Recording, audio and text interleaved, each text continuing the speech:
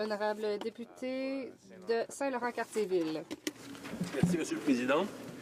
Au nom du caucus libéral, il me fait plaisir de me lever en cette Chambre pour appuyer l'un des engagements pris par mon chef, le député de Papineau. Il s'agit d'un engagement très simple, qui va de soi et qui dépasse les considérations partisanes. J'invite les députés de toutes les allégeances à faire cet engagement en votant pour la motion suivante. Que de l'avis de la Chambre, le Premier ministre du Canada devrait tenir chaque année une conférence des premiers ministres. Que de l'avis de la Chambre, le Premier ministre du Canada devrait tenir chaque année une conférence des premiers ministres. Et que cela me fait plaisir de parler en faveur de cette motion. C'est que je me rends bien compte qu'elle est devenue nécessaire. Mais il ne me fait pas plaisir qu'elle le soit devenue nécessaire. Normalement, elle n'aurait pas dû devenir nécessaire. Elle n'aurait pas été nécessaire sous aucun des premiers ministres qui ont précédé celui que nous avons aujourd'hui. Depuis Laurier, tous les premiers ministres du Canada ont senti la nécessité de rencontrer leurs homologues provinciaux et territoriaux à intervalles réguliers. Ils les rencontraient tous ensemble, en plus bien sûr des rencontres bilatérales. Cela allait de soi. Cela va de soi dans toute fédération civilisée. Cela va de soi, sauf pour l'actuel Premier ministre. En 1906, le Premier ministre Laurier a convoqué la première réunion conjointe des premiers ministres provinciaux et du Premier ministre. Avec le temps, ces réunions sont devenues régulières. En 2003, les premiers ministres fédéraux du ont formé le Conseil de la Fédération. Le Conseil, généralement, se réunit 2 fois par an. Contrairement aux conférences des premiers ministres traditionnels, où le premier ministre est celui qui invite ses homologues provinciaux et territoriaux, les provinces jouent un rôle principal au sein du Conseil. Le Conseil de la Fédération s'est réuni 23 fois depuis que le député de Calgary Sud-Ouest est devenu Premier ministre. Le Premier ministre n'a pas rencontré ses collègues en groupe depuis le mois de janvier 2009. Donc, c'est la plus longue période qui s'est écoulée depuis la dernière réunion, et ce, en 97 ans. Le Premier ministre des provinces et des territoires dénonce cet accroc à la bonne marche de notre fédération. Les rencontres fédérales provinciales canadiennes sont presque toujours compliquées. Elles ont causé bien des maux de tête à bien des politiciens. Elles n'ont pas toujours été menées à des réussites. Mais elles ont souvent donné de bons résultats. Et l'on peut dire avec assurance que le bilan de toutes ces rencontres a été positif pour les Canadiens. L'accord de Kelowna, conclu en 2006 avec les Premières Nations, les Métis et les Inuits, était une des grandes réussites de ces négociations fédérales, provinciales, territoriales. Le présent gouvernement a refusé d'honorer cet accord de Kelowna. On ne peut que rêver aux avancées qui auraient pu être faites si Kelowna était devenue réalité. Autre réussite, l'entente de 2004 sur la santé, qui prévoyait un plan d'action conjoint accompagné d'un financement de 10 ans. Hélas, le présent gouvernement a fait fi du plan conjoint et a unilatéralement refusé de prolonger l'entente de financement. Voilà ce que donne l'inaptitude du présent Premier ministre à collaborer au sein d'un projet commun. Si les choses sont si insatisfaisantes au Canada sur le front de la santé, comme sur celui de l'amélioration des conditions de vie des peuples autochtones, cela tient pour beaucoup à l'inaptitude du présent Premier ministre à travailler en collégialité. Les premiers ministres de nos provinces et territoires ne sont pas les seuls à être ignorés par le Premier ministre. Ils ne semblent pas plus enclins à rencontrer ses homologues de l'ALENA. Ce Premier ministre qui ne sait pas travailler avec les autres sur une base collégiale, c'est tout le Canada qui en pâtit. Si le Premier ministre avait davantage le sens de la collégialité, il comprendrait ce qu'est une fédération. Il éviterait ainsi à tous les Canadiens un gaspillage considérable de temps, d'argent et d'énergie dans des aventures qui heurtent les fondements même du caractère fédératif de notre pays. Un triste exemple de ce gaspillage, la stérile saga de la réforme ratée du Sénat. Le Premier ministre a passé 8 ans à essayer de réaliser une réforme fondamentale du Sénat en dépit de l'opposition libérale et de l'opposition de quasiment chaque expert qui lui disait qu'il devait travailler avec les provinces pour modifier la nature de notre Sénat. En avril 2014, la Cour suprême a décidé que les libéraux et les experts avaient raison. Malheureusement et honteusement, le Premier ministre s'en est pris à la juge en chef, dire que c'était sa faute, ce fiasco, alors qu'il ne devait s'en prendre qu'à lui-même pour cette perte de temps et ce gaspillage d'argent. Connaît-il si peu sur nos institutions ou s'agit-il d'un simple affront? Une réunion simple, franche et en face-à-face entre le Premier ministre et ses homologues et ses collègues constitutionnels aurait permis d'éviter cette débâcle. D'une question de principe constitutionnel ou fédératif. L'absence de rencontre collective entre nos premiers ministres entraîne des conséquences négatives très concrètes pour les Canadiens. Considérons la situation actuelle. Avec la chute du cours du pétrole et du dollar, notre économie fait face à une certaine incertitude et donc c'est la responsabilité du Premier ministre du Canada de rencontrer ses homologues provinciaux et territoriaux pour mettre sur pied un plan unifié. Dans de telles circonstances, un gouvernement libéral organiserait une conférence des premiers ministres parce que nous savons combien il est important de travailler ensemble. Les premiers ministres vont se rencontrer demain à quelques pâtés d'ici de la colline parlementaire. Malheureusement, aucune réunion n'est prévue avec le Premier ministre, en tout cas pas à court terme. Ce n'est pas une question purement symbolique. Notre fédération est confrontée à de véritables défis, de renouveau de l'infrastructure jusqu'à la sécurité du revenu à la retraite et le changement climatique. Ces défis ne peuvent être relevés que si tous les paliers, tous les ordres de gouvernement sont réunis autour de la même table.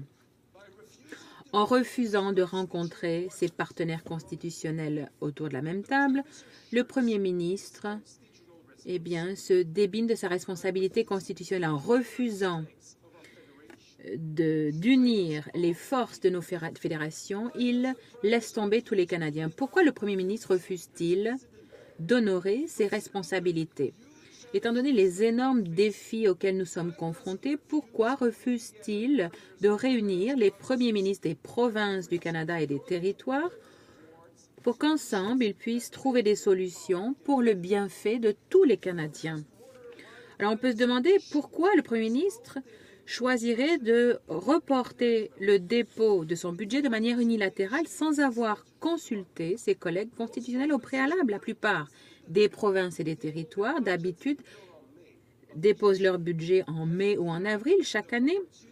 Et ils ont eu l'occasion de voir d'abord ce que le budget fédéral leur réserve et de peaufiner leur propre budget en conséquence, en reportant le budget jusqu'au mois d'avril au plus tôt, le gouvernement fédéral prive les provinces de cette occasion, alors que c'est un moment crucial pour toutes les provinces et les territoires. Malheureusement, le manque de collégialité du Premier ministre et son manque de compréhension de ce que signifie la fédération ne s'arrêtent pas là. Voilà d'autres exemples qui montrent que le Premier ministre nuit aux Canadiens de toutes les provinces et de tous les territoires. Dans le domaine de l'infrastructure, le nouveau Fonds Chantier Canada sur 10 ans qui a été annoncé dans le budget 2013 est incertain. Jusqu'à 2019, très peu d'argent ne sera transféré aux provinces et municipalités pour les aider à relever leurs défis urgents en matière d'infrastructure pour stimuler l'économie et créer des emplois. Donc, c'est horrible. Une conférence des premiers ministres permettrait d'éclaircir les besoins, d'établir des priorités. Au sujet des pensions et des retraites, le gouvernement de l'Ontario est en train de créer sa propre version du régime de pension du Canada. Donc, il devrait entrer en vigueur le 1er janvier 2017. D'autres provinces pourraient lui emboîter le pas. Le manque de leadership fédéral fait en sorte que nous avons un réseau disparate de régimes de pension qui va empêcher la mobilité de la main-d'œuvre au Canada. Et c'est honteux, c'est fâcheux. Il y a d'autres options qui s'offrent au premier ministre, mais il faut d'abord qu'il accepte de rencontrer ses collègues provinciaux et territoriaux. Par exemple, le ministre des Finances de l'île du Prince-Édouard, Greg Sheridan, a proposé d'élargir le régime de pension du Canada pour cibler différents segments de la classe moyenne, justement, qui, selon Jim Flaherty lui-même, n'épargnait pas assez pour la retraite. La sécurité de la vieillesse. Pendant qu'il était à Davos, en Suisse, le Premier ministre a annoncé, à notre grande surprise, que l'âge d'admissibilité à la sécurité de la vieillesse serait augmenté et passerait de 65 ans à 67 ans. Non seulement cette mesure n'est-elle pas nécessaire, mais elle pénalise les personnes âgées canadiennes, notamment les moins bien nantis, mais ça va avoir une répercussion aussi sur les provinces, puisque bon nombre de Canadiens qui sont âgés de 65 à 67 ans vont devoir maintenant compter sur l'aide sociale provinciale en l'absence de la sécurité de la vieillesse. Pour ce qui est des réfugiés maintenant, en avril 2012, le gouvernement fédéral a annoncé qu'il ne donnerait plus d'argent aux provinces pour couvrir les coûts des soins de santé des réfugiés. Une mesure cruelle, comme l'a dit la Cour fédérale. Certaines provinces ont décidé d'offrir ce service essentiel toutes seules. Maintenant, formation de la main-d'œuvre. Dans le budget 2013, le gouvernement fédéral a annoncé qu'il allait diminuer le transfert aux provinces en vertu des accords sur le développement du marché du travail. Donc, il s'attendait à ce que les provinces maintenant y aillent de leur propre argent. Ça a pris des années pour trouver une solution bancale. Mais une conférence des premiers ministres aurait permis d'éviter ce fiasco. Le changement climatique, en l'absence de leadership fédéral, certaines provinces ont pris les devants pour réduire leurs émissions de gaz à effet de serre. Cela a certes mené à des résultats positifs, mais l'absence de leadership fédéral a empêché de meilleurs résultats pour le Canada. Les accords commerciaux, économiques globaux avec l'Europe. Ça, c'est particulièrement choquant. La province de Terre-Neuve et Labrador a approuvé l'accord global après que le gouvernement fédéral ait accepté de fournir 270 millions de dollars dans un fonds de transition de 400 millions de dollars pour l'industrie de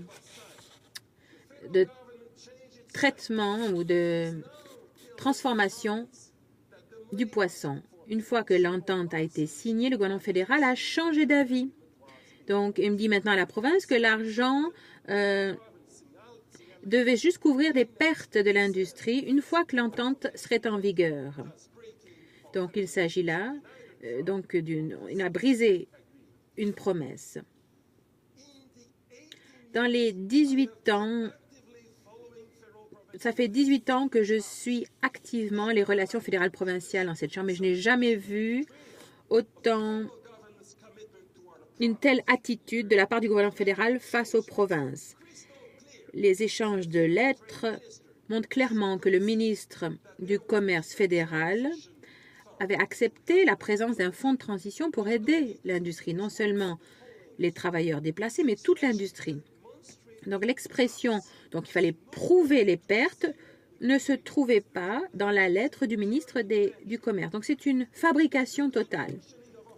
Le bon fonctionnement de notre fédération nécessite des négociations en toute bonne foi et d'honorer les engagements. Le gouvernement fédéral ne devrait pas, de manière rétroactive, inventer des conditions que l'on ne retrouvait pas dans l'entente écrite entre les ministres. Les premiers ministres provinciaux et territoriaux, comme tous les Canadiens, ont besoin d'un premier ministre auquel ils font confiance, dans lequel ils ont confiance.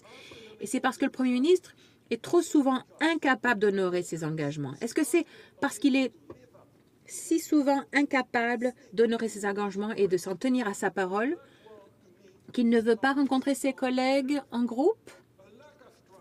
Donc, un manque de confiance, c'est peut-être ça le véritable problème ici. Même si les relations fédérales provinciales peuvent être ésotériques aux yeux des Canadiens, tous les Canadiens veulent que leurs dirigeants, notamment leur premier ministre, soient dignes de confiance. C'est vrai. L'ordre du jour d'une conférence des premiers ministres pourrait inclure toutes sortes d'autres points, par exemple les barrières commerciales interprovinciales, les politiques en matière d'énergie, les pipelines, etc. Mais je crois que je me suis exprimée clairement. J'ai fait valoir mes arguments. Le chef du Parti libéral s'est engagé à inviter tous les premiers ministres provinciaux et territoriaux à une réunion annuelle des premiers ministres. Aujourd'hui, plus que jamais, c'est la bonne chose à faire. C'est pour cela que j'invite tous mes collègues à appuyer ce qui suit, que de l'avis de la Chambre, le Premier ministre du Canada devrait tenir chaque année une conférence des premiers ministres. La Chambre, le Premier ministre du Canada devrait tenir chaque année une conférence des premiers ministres. Merci.